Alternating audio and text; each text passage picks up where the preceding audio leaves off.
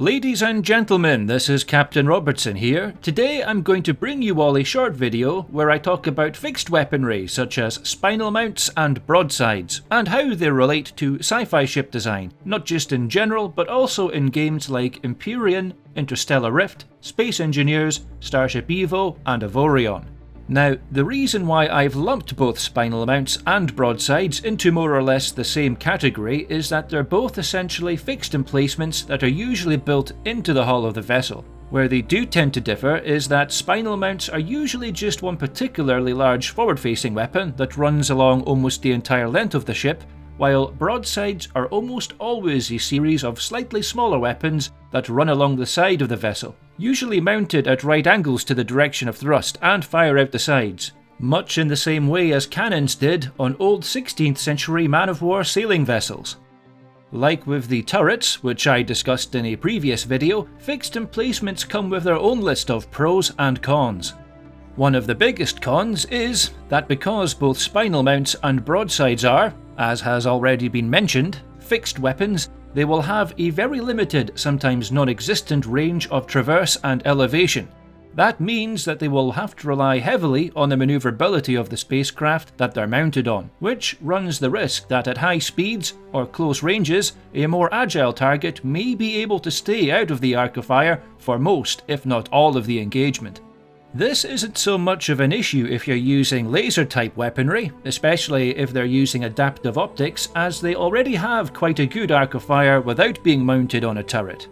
This is also more or less true if the game or sci-fi setting is based in the near future, where maneuverability is going to be limited and there is no FTL travel, as ships can see each other coming from over 1 million miles away. But in scenarios set in the mid to late future, or where jump drives and warp travel is commonplace, then it's more likely that other vessels can be caught off guard by the sudden appearance of an enemy force that's not only within close range, but outside their current firing arcs. And, if science has taught us anything, it's that spaceship-sized objects don't exactly turn on a dime, and even spinning on their axis can take a while. Another problem with spinal mounts and broadsides is that for the most part they will only allow you to engage one, sometimes two targets at the same time. Again, this can vary depending on the sci-fi setting, circumstances and distances involved.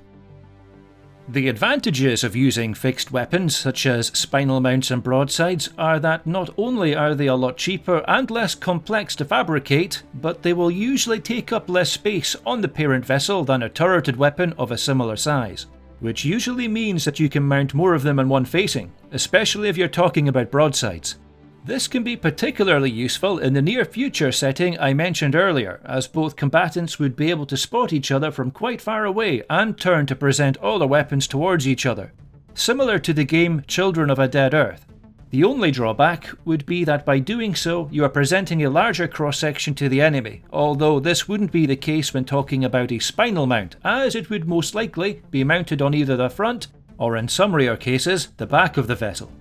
Fixed weapons that are built into the hull also benefit from significantly increased range and accuracy, as the barrels tend to be longer and aren't as susceptible to vibrations and the inherent wobble that can sometimes be found in turreted designs. This is especially true with kinetic and particle beam weaponry as opposed to lasers, as lasers tend to benefit more from mirror size rather than barrel length. Being a fixed weapon also means that the firing rate, especially for kinetic weapons, will most likely be slightly faster due to the simplicity of the loading mechanism when compared to a turret.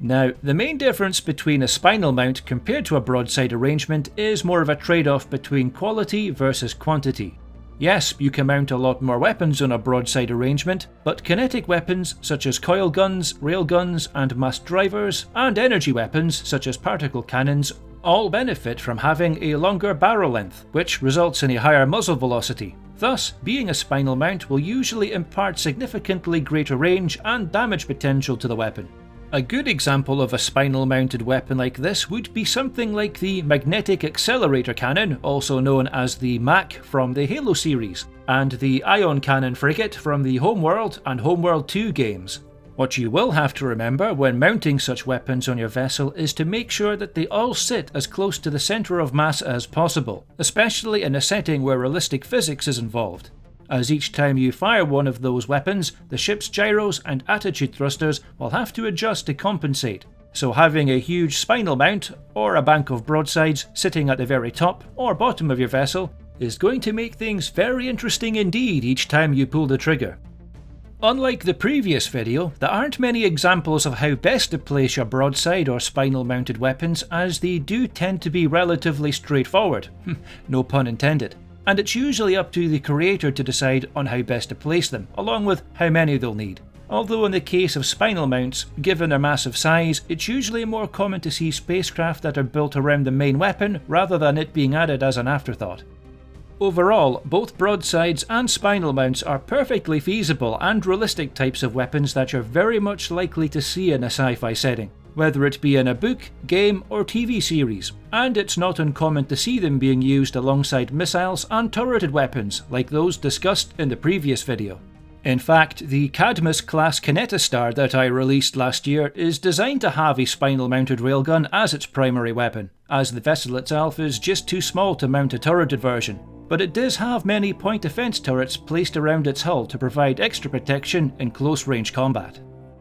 When all is said and done, how you design your spacecraft is ultimately up to you, and will depend heavily on the sci-fi setting it's involved in. Some sci-fi universes and their corresponding games tend to be more realistic and better developed than others, and if a game developer or modding team is looking to design their game so that there's more of a focus towards a certain type of gameplay loop, or indeed a combat system that leans heavily towards certain types of weaponry and ship designs, then there's not really much you can do about it other than to try and build your vessel in order to take those same design choices into account.